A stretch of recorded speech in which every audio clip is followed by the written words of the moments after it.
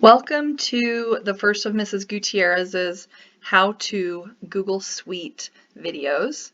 I'm recording these for the Grande Innovation Academy to share with parents and scholars in case you're struggling to be able to maneuver through all of the Google apps and things that we need to do as we are now online doing distance learning.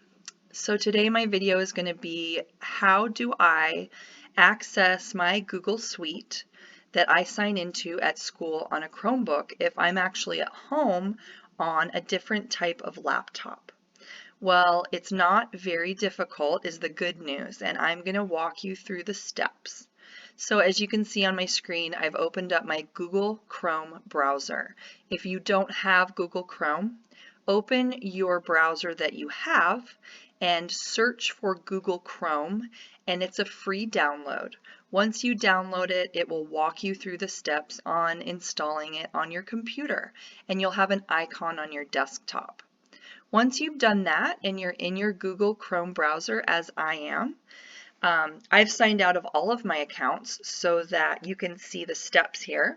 You're going to go up to the top right corner when you're in like just the Google home page, okay? So you open the browser, we're just on the basic search page. Click sign in. Now this is going to bring me to where I'm going to enter my username. This is what you would enter, scholars, if you were on a Chromebook at school. It's the exact same username or email account. Parents, everybody at the Grande Innovation Academy has a Gmail account. And the only thing that's a little different and can be a little confusing is that our Gmail accounts are giaowlsmail.com instead of gmail.com. You're able to change that as an administrator, as Mrs. Messer and Mr. Messer are, to suit your company or your school. So yes, your scholar and all of the teachers have the same format. It's most often the first initial and last name. Okay, some scholars may have something slightly different for a variety of reasons. But they should definitely know, especially if they're in 7th and 8th grade, because we use the Chromebooks every single day. So scholars, you're just going to enter that same Gia Owls email address here, okay? I've already got my password saved in here, but this is where you would type in that same password as you would at school on a Chromebook. All right, I'm signed in, but the screen looks exactly the same, Mrs. Gutierrez. Well, it's just a little different, and I'll draw your attention back up to the top right-hand corner of the screen. You'll notice my face popped up.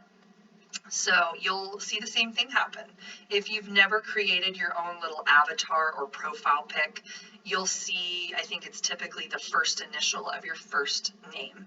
I've added a picture. Some of you have some really silly pictures, and yes, you'll see that pop up there, and that way you know I'm in.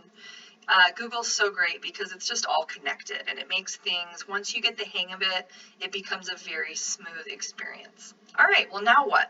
I need to get into my email or my Google Classroom. I've shown scholars this in class, maybe they've forgotten, and for parents this is maybe helpful for you too if you're not aware, but in the Google Suite there's these 9 magical dots up here, if you can see where my cursor is, okay, up in the upper right. If you click on that, it opens up all the apps that I use most frequently. All right, let's just run through them really fast. Gmail, must have, right? Google Drive. If you're unfamiliar, parents, this is where we all store our documents and videos and pictures and all of the things that we do when we produce work, okay? And it's really great because it automatically saves. You can open it anywhere you are in the world. If you can log into Google, you have access to those documents. Here's Google Classroom. We'll be looking at that also. Google Docs is basically like the Microsoft Word. I'm so sorry, I am not a Mac person. In college, I studied computer animation, and we had to use PCs instead of Macs because Macs at the time I was in college were more used for graphic design, and so I just never switched to a Mac. I'm not sure what the version would be in Apple, but this is kind of the Microsoft Word of Google Docs. Google Sheets is spreadsheets. In Microsoft, it would have been Excel, and then slides. It's a slideshow, and I'm starting to actually learn some really new ways to utilize Google Slides. They're very versatile, and so I'm going to be using those to make some digital worksheets this year for the kids to finish out the year with their learning. That's like think PowerPoint. Here's the calendar. This is great because it's got everything you need. Scholars, this is where your Google invites also will live. They're in your email and on your calendar. Here's our Google Meet. This is what I've been using and teachers have been using to chat online with you. Google Sites is what we use at the school. Different companies have it. It's a place for colleagues to share resources that are online.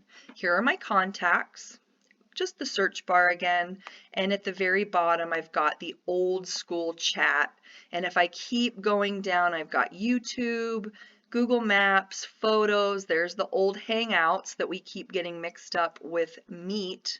They're basically the same thing, and on and on. Okay, so that is how you log in from a device that's not a Chromebook at school at home on mom, dad, grandma's, cousins, sisters, brothers' laptop.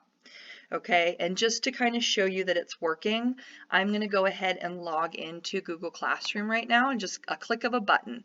I don't have to enter my password again, and here I am in my teacher page. I've got my Spanish class, Spanish scholars, I've got some assignments in there, make sure you're doing those. And then here's all my 4 classes that I teach ELA. Scholars, it'll look different for you because you've got your student page. So hopefully that helps you, and now you know how to access the Google Suite on any laptop from home. Thank you.